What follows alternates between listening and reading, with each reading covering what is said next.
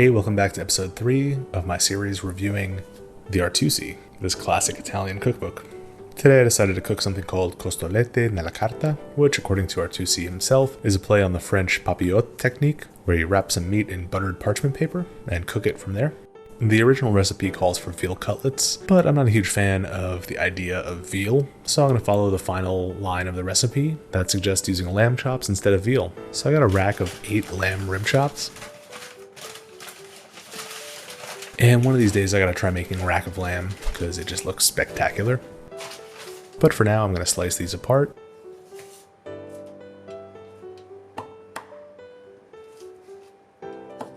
And season them on all sides with salt and pepper.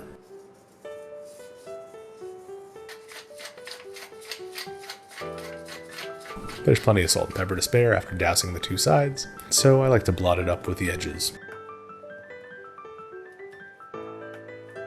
Now I've got my cast iron skillet going over high heat. I'm going to add in a good tablespoon of butter and let that melt down. And now I want to sear the lamb chops on either side.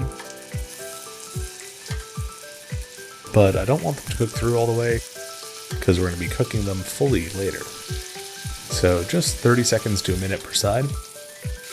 I don't think it matters if you get too much browning on these, just enough to develop some flavor. And the recipe actually says to saute these, so it's possible that browning isn't even necessary.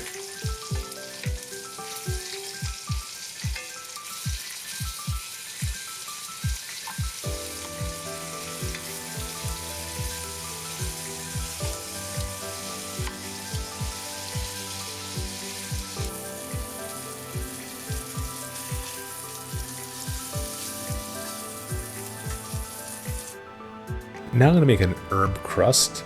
I guess it's an herb crust. There's way more other ingredients besides herbs, but here I've got some prosciutto. I'm going to peel it off the acetate pieces that they're packed with. I'm not sure why they don't put these things the whole way across, because you're always left with this little bit of meat sticking together. So you always have to peel those pieces apart, and they're never quite the same consistency. It's just not ideal. I guess that's why I should buy a whole leg of prosciutto and shave it myself. Now I'm going to grab a handful of parsley, chop that up roughly.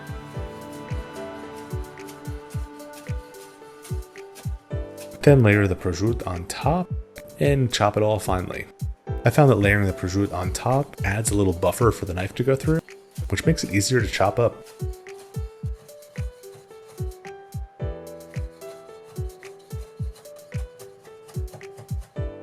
Next up, I've got some truffles. Now, I don't have truffle money, and I'm not sure where to even procure truffles.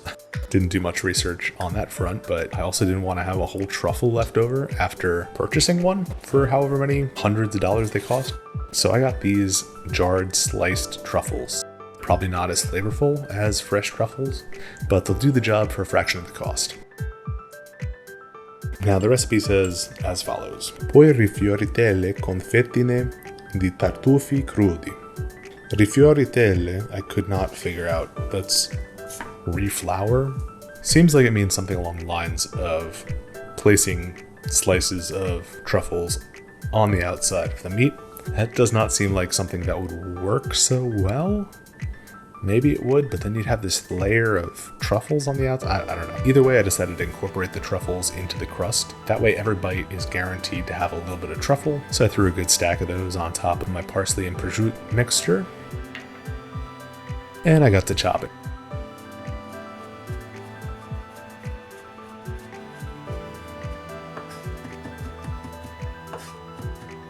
Next up, I transfer that all to a bowl.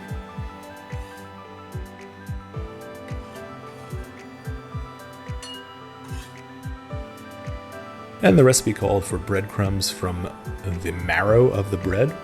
Direct translation. I'm guessing it means the middle of the bread. I didn't feel like making my own, so I'm using panko.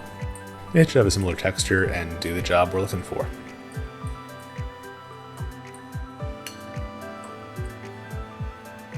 And to hold that all together, I'm going to turn this into what Artusi calls un composto, which is basically a compound butter. So I've got some room temperature butter that I'm going to throw in. Then I'll mix that in thoroughly until I get the consistency that I want.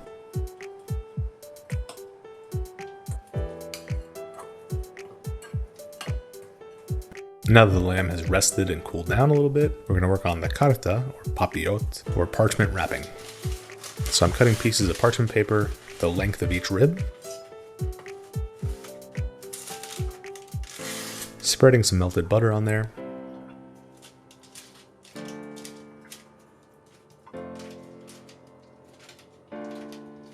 laying a rib down, and spreading the composto on either side.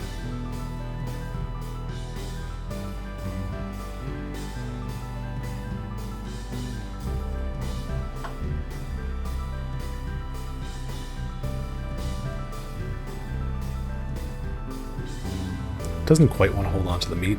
There's nothing sticking it to the meat, and in hindsight, maybe a little bit more butter would have done well.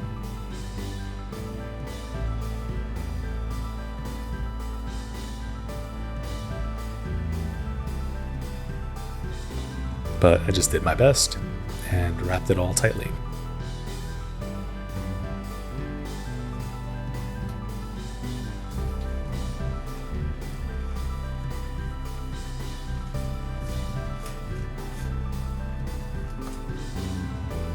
And now I gotta go out to the grill to continue cooking these.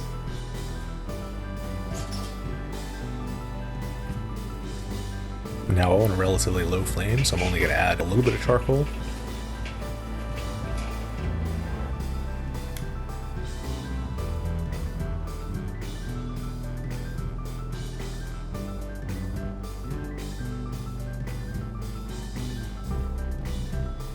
And once that's all glowing white, I'll grill these away from the pile of charcoal so that ideally they don't catch on fire. In fact, Artusi warns to be mindful and watch out that it doesn't catch on fire.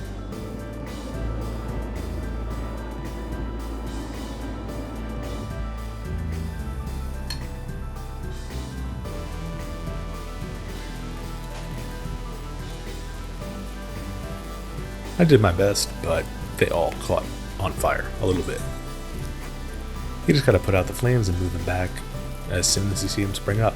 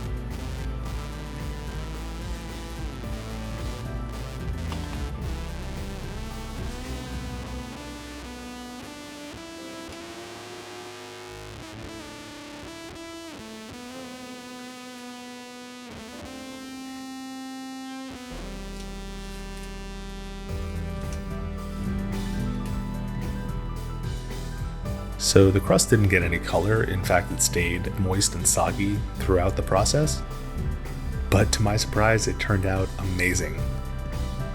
The richness of the butter and the prosciutto were balanced perfectly by the parsley, and there's a combination of a slight smokiness and earthiness from the truffles, seared lamb, and from the smoke from the grill. And even though it soaked up a bunch of butter, the panko still retains a bit of crispiness and creates a really nice texture. So if for some reason you're bored with the regular pan-seared lamb chops, then try making a composto like this. It really adds an extra layer of flavor and texture to an already delicious meal. And if you guys like this exploration, don't forget to subscribe, become a patron on Patreon for some extra perks, and I'll see you guys next time. Cheers.